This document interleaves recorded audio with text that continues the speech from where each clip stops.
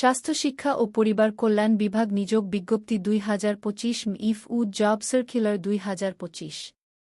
স্বাস্থ্য শিক্ষা ও পরিবার কল্যাণ বিভাগের রাজস্ব খাতভুক্ত শূন্য পদসমূহে সরাসরি নিযোগের লক্ষ্যে পদের পার্শ্বে বর্ণিত শর্তে বাংলাদেশের প্রকৃত নাগরিকদের নিকট থেকে অনলাইনে ওয়েবসাইটে দরখাস্ত আহ্বান করা যাচ্ছে।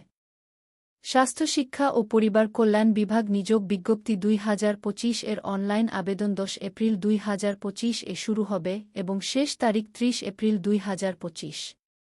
স্বাস্থ্য শিক্ষা ও পরিবার কল্যাণ বিভাগ নিয়োগ বিজ্ঞপ্তি ২০২৫ মেফুড জব সার্কুলার ২০২৫ এ ৫টি বিভাগে মোট ৪-৬টি পদে নিয়োগ দিচ্ছে। জনপ্রশাসন মন্ত্রণালয়ের ২০ জুলাই ২০24 খ্রি।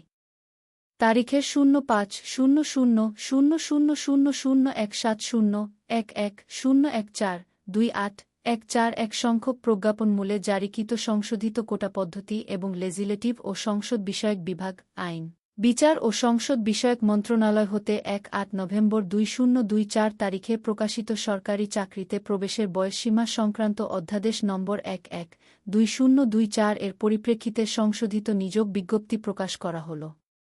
তাই আপনি যদি স্বাস্থ্য শিক্ষা ও পরিবার কল্যাণ বিভাগ নিয়োগ বিজ্ঞপ্তিটিতে আবেদন করার জন্য একজন যোগ্য ও আগ্রহী প্রার্থী হন তাহলে দেরি না করে খুব শীঘ্রই কর্তৃপক্ষের দেওয়া নির্দেশনা অনুযায়ী নির্দিষ্ট সময়ের মধ্যে আবেদন করে পারেন।